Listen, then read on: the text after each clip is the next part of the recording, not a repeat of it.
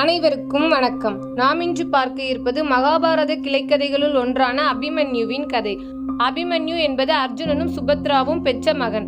அவன் பிறப்பதற்கு முன்பே சுபத்ரா கர்ப்பத்தில் இருந்தபோது அர்ஜுனன் சக்கரவியூகம் என்ற யுத்த முறையை அவளுக்கு விளக்கி கொண்டிருந்தான்.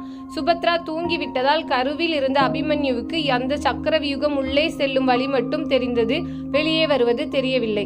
அபிமன்யு சிறுவயதிலிருந்தே வில்லாற்றல், குதிரை ஓட்டம், யுத்த விதிகள் அனைத்திலும் வல்லவனாக வளர்ந்தான். அவன் அனைவராலும் விரும்பப்பட்டு தன்னம்பிக்கை, தைரியம் கொண்ட இளைஞனாக இருந்தான். அபிமன்யு விராட ராஜாவின் மகள் உத்ராவை மணந்தான். பின்னர் இவர்களுக்கு பரீட்சித் என்ற மகன் பிறந்தான். பரீட்சித் தான் பாண்டவர்களின் வம்சத்தை தொடர்ந்தவன். மகாபாரத போரின் 13வது நாளில் கௌரவர்கள் சக்கரவியூகம் என்ற சிக்கலான படையமைப்பை அமைத்தனர். அந்த வியூகத்திற்குள் நுழைந்து போராட தெரிந்தவன் அபிமன்யு மட்டுமே. அர்ஜுனன் அன்று போர்க்களத்தில் இல்லாததால் அபிமன்யுவே முன்னிலை வகித்தான். அவன் வயது 16 தான். இருந்தாலும் சிங்கம் போல போரிட்டான். துரியோதனனின் மகன்களை அழித்தான். துச்சாதனனின் மகனை சாய்த்தான். கர்ணனின் தேரை உடைத்தான். பீஷ்மர், துரோணர், கர்ணன், கிருபாச்சாரியார், துரியோதனன் எல்லோரையும் தைரியமாக எதிர்த்து நின்றான்.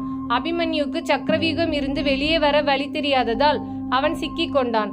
அப்போது கௌரவர்களெல்லாம் சேர்ந்து ஒரே நேரத்தில் தாக்கினர். முதலில் அவனது வில்லையும் குதிரையையும் உடைத்தனர். அவனை ஆயுதமின்றி ஆக்கினர். இறுதியில் துச்சாதனனின் மகன் அவனை கொடூரமாக கொன்றான். அபிமன்யுவின் வீரமரணம் பாண்டவர்களுக்கு மிகப்பெரிய அதிர்ச்சியை ஏற்படுத்தியது.